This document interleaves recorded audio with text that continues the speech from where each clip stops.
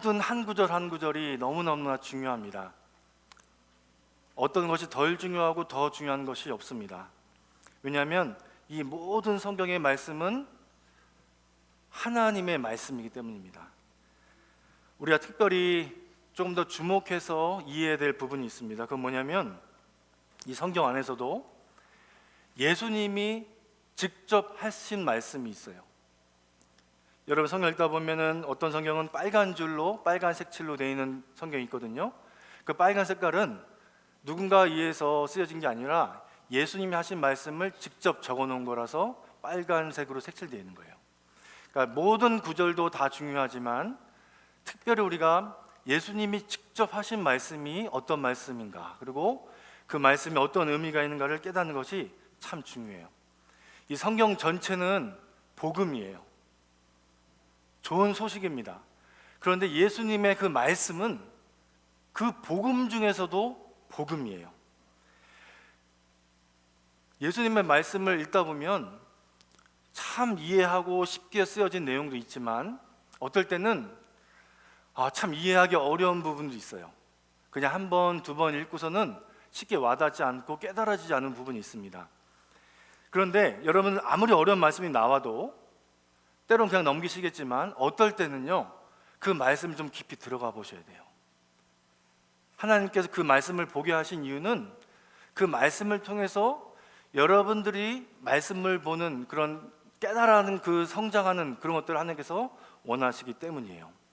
우리의 믿음은 무엇에 기초하는가? 우리가 깨달은 예수님의 말씀에 근거를 두어야 됩니다. 오늘 말씀이 그런 말씀이에요. 얼핏 보면 이해하기가 어려운 말씀입니다. 오늘 본문은 이렇게 시작합니다. 바리새인과 사두개인들이 와서 예수를 시험하여 하늘로부터 오는 표적을 보이기를 요청합니다.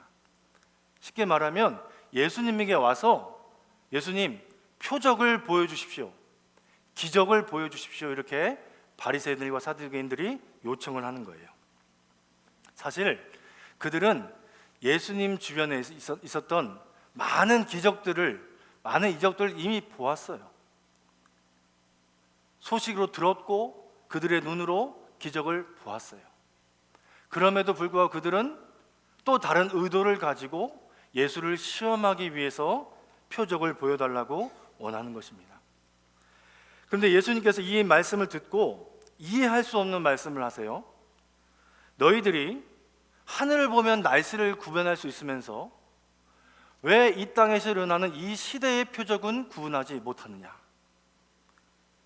그리고 이어서 말씀하시기를 악하고 음란한 세대가 표적을 구하나 요나의 표적밖에는 보여줄 표적이 없느니라 하시고 그들을 그냥 떠나가세요.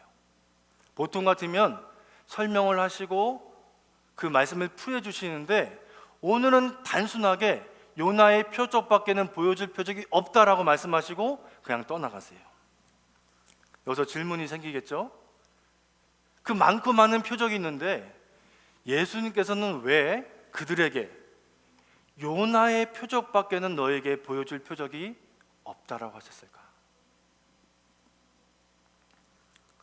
여러분, 오늘 말씀 바르게 이해하기 위해서는요, 먼저 유대인들이 왜 예수님께 나와서 그 표적을 구했는지를 먼저 이해할 필요가 있어요.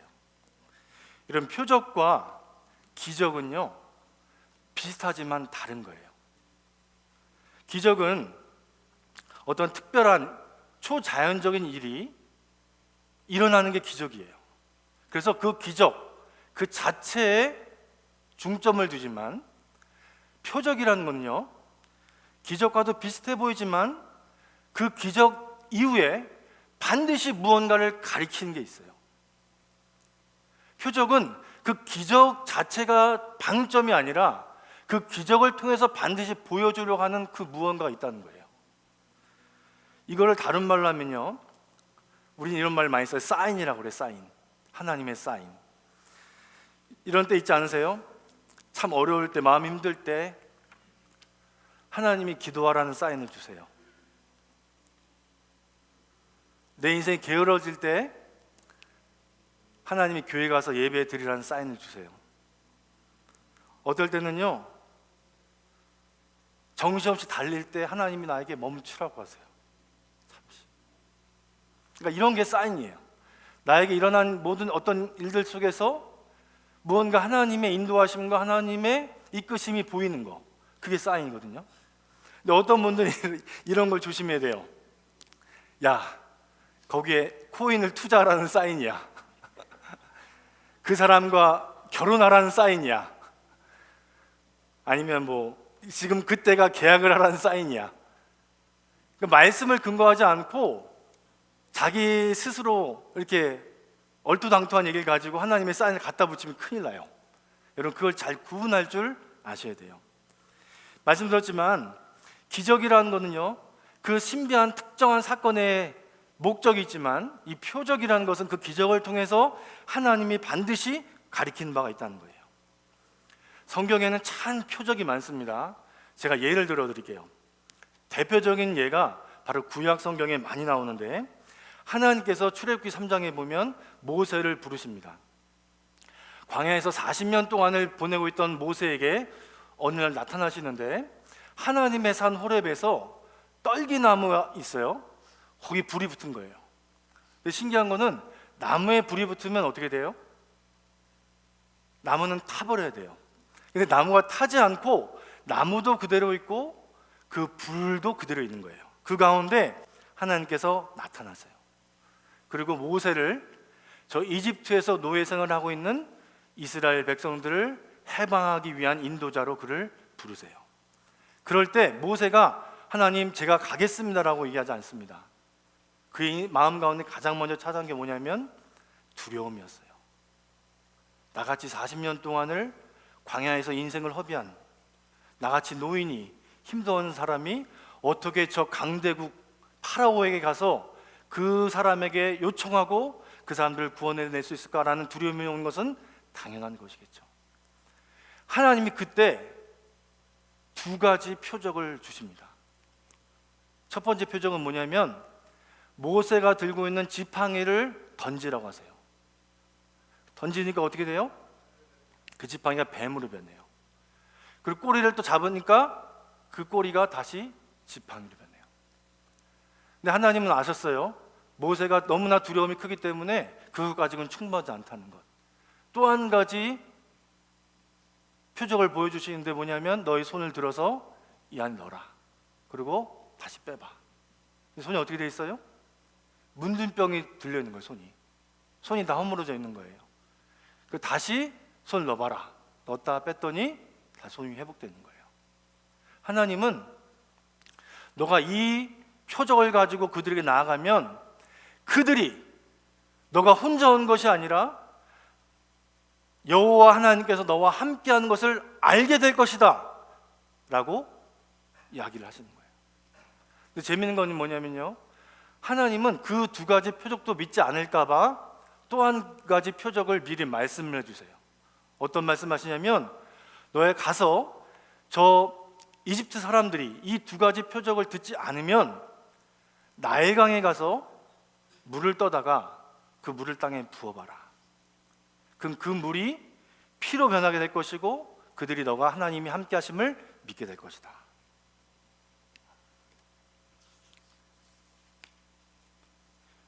구약 성경을 믿고 있었던 유대인들은요, 특별히 바리새인들은 이 표적이 반드시 있어야 그가 하나님이 함께하는 사람이고 하나님이 보내신 사람이라고 믿었던 거예요.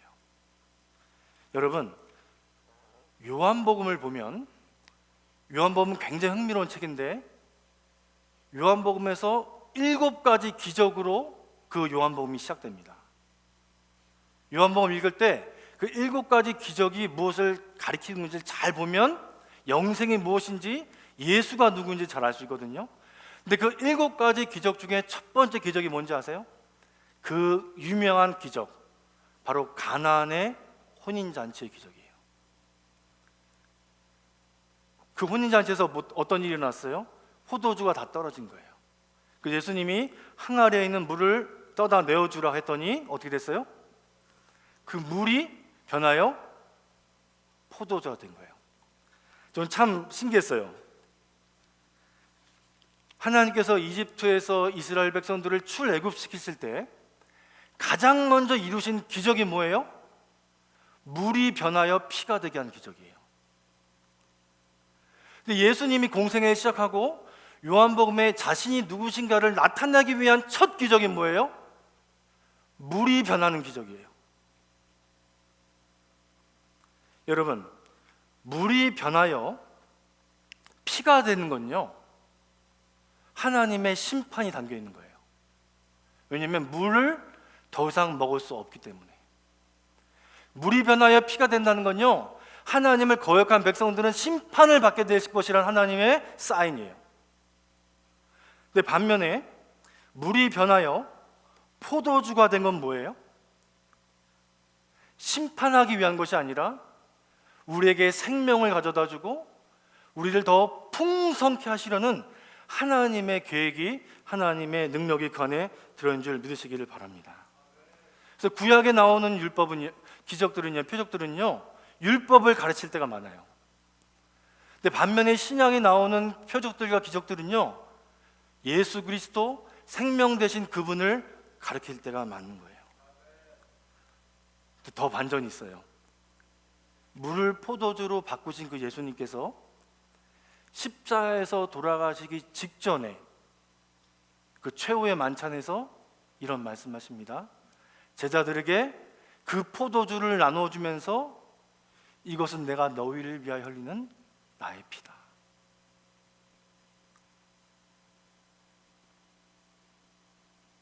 물을 포도주로 생명을 바꾸셨는데 그 포도주를 다시 제자들에게 주시면서 너희를 위하여 흘리는 나의 피다. 그러니까 구약의 율법은 자꾸 심판하고 정죄하고 판단하는 것이지만 예수님은 자신의 목숨까지 내어주시고 피를 흘려서까지 사람을 살리고 영혼을 구원하는 것이 하나님의 마음이, 하나님의 계획임을 그들에게 보여주고 계신 거예요. 그 기적을 본 유대인들도 사실은 그 예수가 누구인지를 알지 못했어요. 그들은 많은 종교 의식도 했고 율법도 빠지지 않고 지켰지만 그들의 문제는 뭐였냐면 그 시대의 표적을 분별하지 못했다는 거예요. 여러분, 저는 예수님이 말씀하신 그 시대의 표적을 구분하지 못했다는 말이 무엇인가가 참 궁금해하긴 했어요. 근데 어느 날 하나님이 나에게 깨달음을 주시더라고요. 저는 이 역사를 잘 읽어내는 인문학적 소양인가? 이 정치적인 감각인가? 아니면 물질이 흘러가는 것을 읽어내는 능력인가? 앞으로 다가올 미래에 대한 예측을 잘하는 것인가? 전 그게 시대적 표적을 읽어내는 거라 생각했거든요. 근데 말씀을 잘 읽어보니까 깨닫는 게 뭐냐면요, 정말로 예수님 말씀한 시대의 표적이 무엇인가?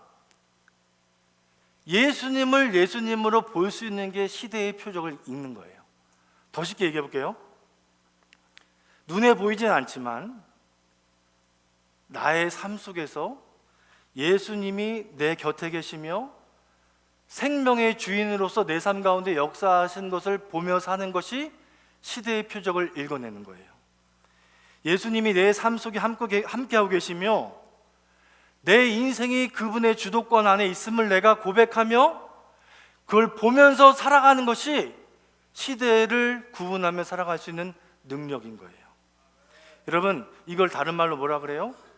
영적인 분별력이에요.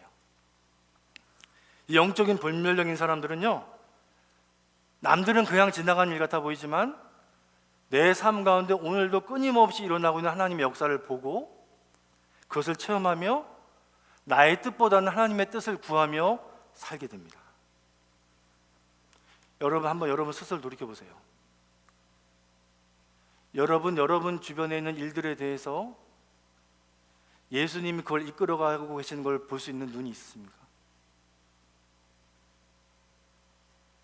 나는 보이지 않지만 예수님은 내 곁에 계셔서 내 삶을 지금도 이끌고 계시다는 것을 믿으시기를 주님의 이름으로 축원합니다.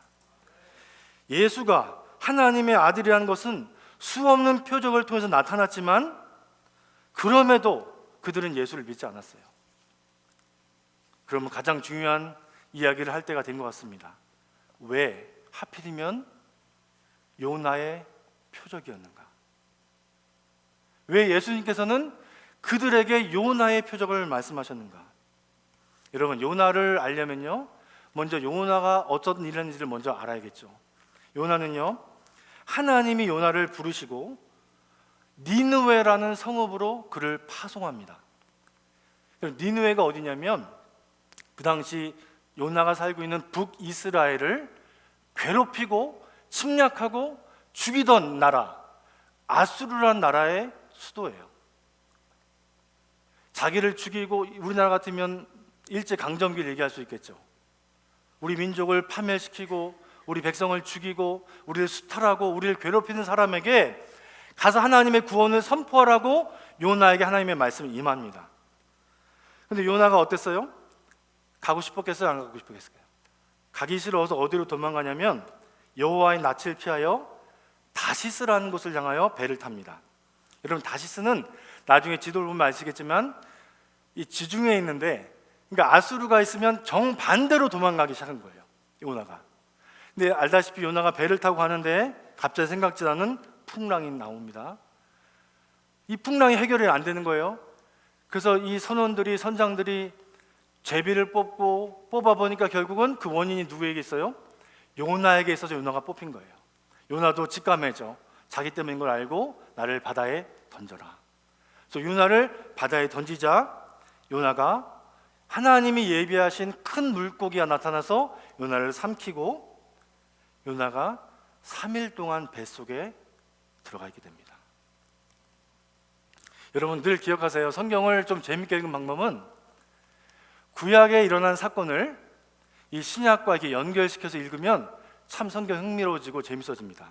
여러분, 요나가 3일 동안 물고기 뱃속에 있었다는 것은 무엇을 의미하냐면 나중에 예수님이 십자가에 돌아가시고 죽으시고 3일 동안 무덤에서 장사되었다는 것을 이야기합니다. 단순히 어떤 특별한 기적이 아니라 그 표적은 무엇을 가리키느냐?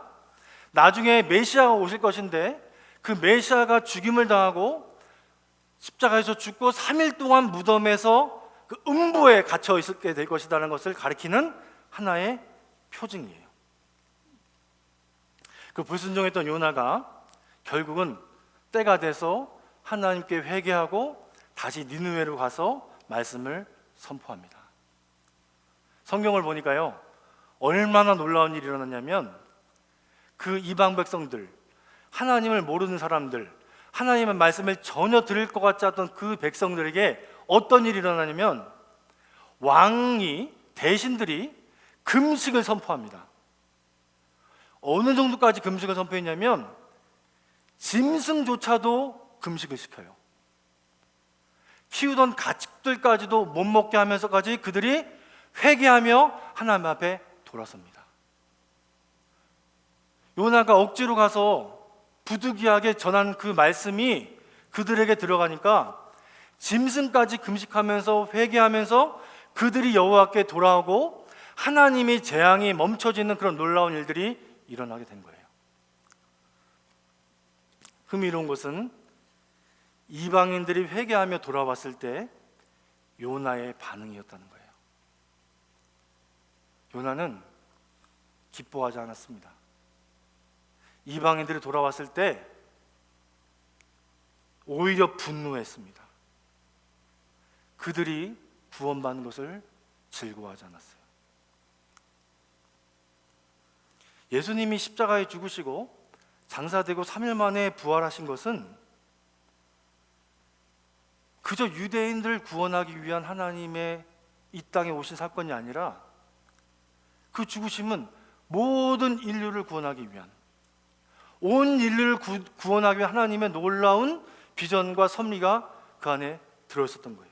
그런데 요나는 여전히 그 시대에 하나님께서 이방인들을 구원하신 걸 보면서도 하나님을 신뢰하지 않고 하나님을 원망하면서 그들을 여전히 미워했던 마음으로 간직하고 있었던 거예요.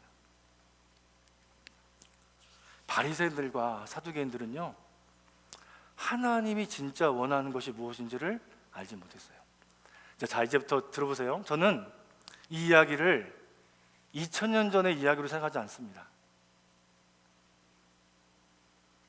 오늘 이 땅의 한국교회나 우리 이민교회나 많은 교회들이 범하고 있는 치명적인 한 가지 실수가 있어요. 아주 치명적인 실수예요. 그게 뭐냐면 나 중심의 신앙이에요. 나만 잘 되면 되고, 내 가족만 행복하면 되고, 내 교회만 잘 되면 되고, 내 목회만 성공하면 되고, 우리 교회만 부흥하면 되고. 많은 젊은 사람들이 보면 믿는다고 하면서도 오직 자신의 가정의 행복만을 몰두하며 살아가는 인생이 얼마나 많은지 모르겠어요. 이 물질주의가 그렇게 만들었겠지만 오직 자기, 본인의 자녀들, 자신의 행복. 여러분, 하나님은요, 우리를 부르실 때, 우리 가정을 부르실 때, 우리 자녀들을 부르실 때 훨씬 더 큰 꿈이 계신 거예요. 훨씬 더 원대한 계획이 있으신 거예요. 유대인들이 자신이 유대인이라는 특권의식에 갇혀 내 간에 갇혀서 주변을 보지 못하고 영적인 분별력 없이 살았던 모습이 먼 2000년 전의 모습이 아니라 오늘도 크리스찬이라고 하면서, 내가 믿는 자라고 하면서도 오직 내 삶에 갇혀서 내 삶에 몰두하며 내 삶의 안정과 평안과 행복을 추구하며 살아가는 그리스도인의 모습과 전혀 다르지 않다는 것을 우리에게 말씀하고 있는 거예요. 여러분, 저도 늘 제 자신을 돌아보지만 우리 교회 안에서 가장 경계해야 되는 모습이 뭐냐면 교회 안에 갇히는 신앙이에요. 교회 안에 갇히는 신앙. 우리끼리는 즐겁고 우리끼리는 행복하고 우리는 많은 걸 보고 배우고 즐기는 것 같지만 세상과는 철저히 구분되는 신앙. 교회 안에서의 그 신앙의 모습과 세상 속에 내가 살아내는 그 믿음의 모습이 전혀 일치되지 않는 괴리되어 있는 모습들. 저는 요즘에 기독교 세력 중에서 극우 세력이 많이 등장하거든요. 물론 그들 마음속에는 애국하는 마음이 있겠죠. 민족을 사랑하는 마음이 있겠죠. 근데 그들의 내면을 가장 깊이 들여보다 보면요, 교회와 세상과 사회를 구별할 수 있는 능력이 없는 거예요. 교회 안에 갇혀 있는 거예요. 누군가의 가스라이팅에 넘어가서 철저하게 교회 중심주의로, 나 중심주의로, 우리 집단 이기주의로 그들이 갇혀 있는 거예요. 이런 믿는 자들이 우리 교회가 부흥하게 해주십시오, 우리 교회가 크게 해주십시오, 우리 자녀들이 잘 되게 해주십시오, 이것만 외치고 살면요, 우린 저 세상 사람과 전혀 다를 게 없어요. 2000년 전에 예수님을 시험하며 표적을 청했던 이 땅의 부흥과 이 땅의 즐거움과 이 땅의 만족과 이 땅에 나에게만 일어나야 되는 특별한 기적을 요구하는 그 바리새인들과 나는 전혀 다를 것 없이 살아갈 수 있는 것이 바로 우리라는 거예요. 제가 읽지는 않았지만 성경에는 이 똑같은 본문이 마태복음 16장의 이 내용이 다른 데 또 나와요. 재미있는 게 마태복음 12장에도 나오는데 나중에 꼭 집에 가서 읽어보세요. 이 12장은요, 예수님이 하신 말씀을 조금 더 설명합니다. 조금 설명하시는데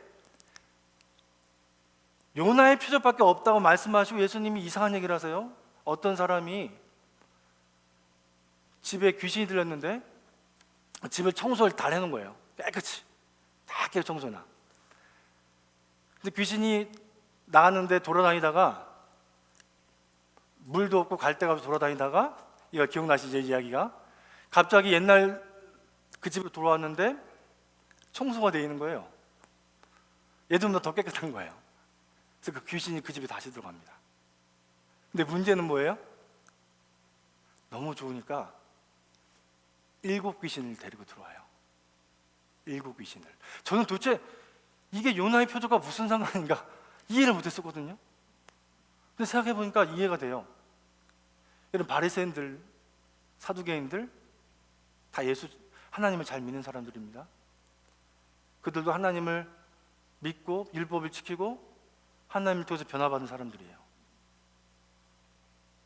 근데 시간이 지나면 지날수록 그들이 초심을 잃어버리고 하나님의 마음을 깨닫지 못하고 하나님의 뜻에서 멀어져 가니까 철저히 율법주의자로 변하고 자기 자신밖에 모르는 사람들로 변질된 거예요. 여러분 가운데 일곱 귀신이 있는지 몰라요. 처음 믿었던 예수와의 첫사랑을 잃어버리고 하나님을 위해 살겠다는 그 뜨거운 열정은 다 사라져버리고 오직 나만을 위해 사는 인생이 이 바리새인과 사두개인과 무엇이 다르단 말이에요. 나만을 위한 하나님, 나만을 위한 기적. 사랑하는 여러분, 하나님 여러분들을 부르신 목적은요, 저와 여러분을 부르신 목적은 훨씬 큰 곳에 있다는 걸 아셔야 돼요. 저는 이제 말씀의 결론으로 가고 있는데, 왜 요나라는 그 순종하지 않은 그 나약한 인간, 그 사람을 하나님이 부르셨을까? 여러분, 이방인에게 복음을 전할 때 요나는 원하지 않았어요. 그런데 요나가 복음을 들고 와서 복음을 전하기만 했더니 이방인의 구원이, 역사가 일어난 거예요. 이 얘기는 뭐냐면요, 다른 말로 말하면 결국 그 구원을 이루시는 분은 하나님이세요. 사도 바울이 고린도전서 1장 22절에 이렇게 고백하는데, 유대인들은 표적을 구하고, 여기서 표적을 구한다는 말이 무슨 말인지 아시겠죠? 헬라인들은 지혜를 찾으나 우리는 십자가에 못 박힌 그리스도를 전하니 유대인에게는 거리끼는 것이요 이방인에게는 미련한 것이로되 오직 부르심을 받은 자들에게는 유대인이나 헬라인이나 그리스도는 하나님의 능력이요 하나님의 지혜니라. 여러분은 하나님의 부르심을 받은 사람이라는 걸 기억하시기를 주님의 이름으로 축원합니다. 우리가 구원을 받는 것은요, 우리가 생명을 구원하는 것은 우리에게 표적이 있기 때문도 아니고 우리에게 어떤 지혜가 있기 때문도 아니고, 십자가에 달리신 예수 그리스도를 믿는, 죽은 지 사흘 만에 무덤을 깨트리시고 사망 권세 이기시고 부활하신 예수님을 믿는 믿음으로 구원받는 것을 그 요나의 표적을 통해서 우리에게 알려주고 계신 거예요. 구원은 결코 하나님이 이루시는 것이 아니에요. 표적으로, 지혜로도 우리는 하나님의 영광과 구원에 이를 수 없습니다. 마태복음 16장을 잘 보면 정확하게 마태복음 16장 이후로 어떤 기적도 행하지 않으세요. 그 전까지는 정말 많은 기적들이 일어나거든요. 많은 표적들을 보여주시거든요. 마태복음 16장 딱 이 사건 이후로 그 뒤로는 예수님이 자기가 십자가에 못 박혀 죽을 것임을, 부활하실 것임을 제자들에게 알려주시면서 어떤 기적도 행하지 않으세요.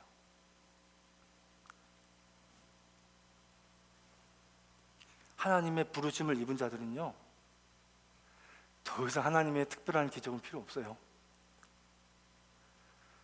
예수가 능력이고 복음이 능력이고 우리 안에 생명이 있는 것을 알기 때문에 더 이상 그런 걸 추구하며 사는 인생이 아닌 거예요.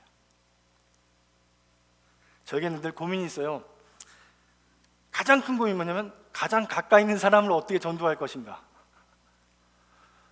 오히려 선교 같은 거 가면 쉬워요. 해외 선교 가면은 모르는 사람들이잖아요. 때로는 언어도 다르잖아요. 어떤 사람이 이런 일이 있었대요. 대만으로 선교를 갔는데 타이와니즈를 할 줄 아는 것도 아니고 그냥 달달달달달 외워갔대요. 그 복음을, 사형리를 그 대만 말로. 그래서 가서 그냥 알지도 못한 사람에게 그 전했더니 그 사람이 그 초청 집회에 와서 예수를 믿었대요.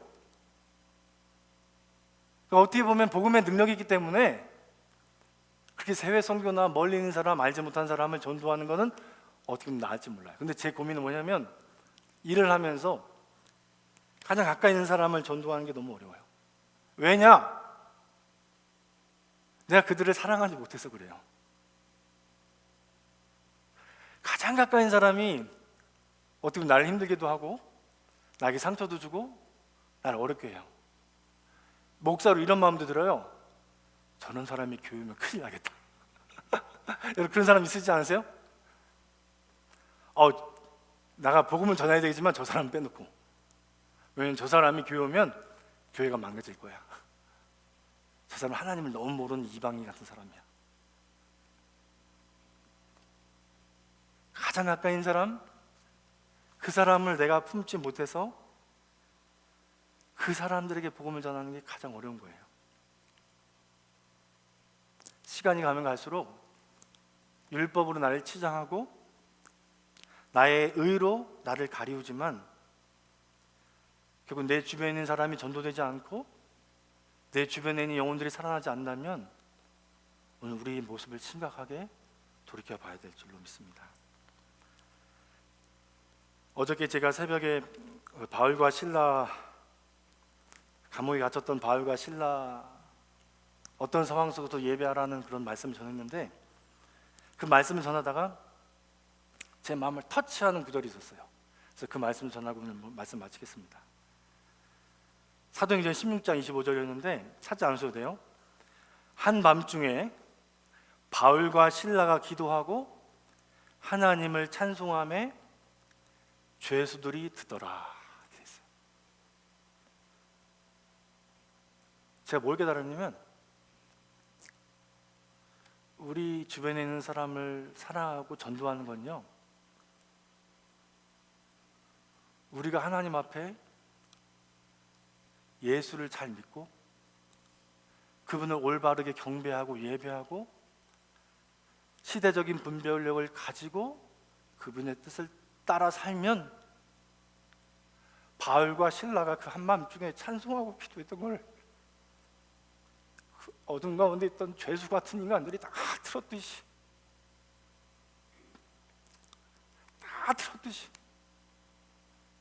그들도 우리를 다 보고 있는 거예요. 다 우리를 보고 있어요. 억지로 전도하려고 하지 마세요.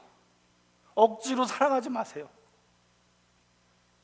시대적인 분별력을 가지고 율법으로 지장을 다 걷어내시고 하나님의 뜻이 무엇인지를 알고 예수만 누군지 바로 믿고 살고 어떠한 상황에서도 예배하면서 살면 그들은 하나님이 살아계심을 믿게 될 것이고 여러분이 인도하셨던 하나님이 그들을 인도하시게 될 줄로 믿습니다.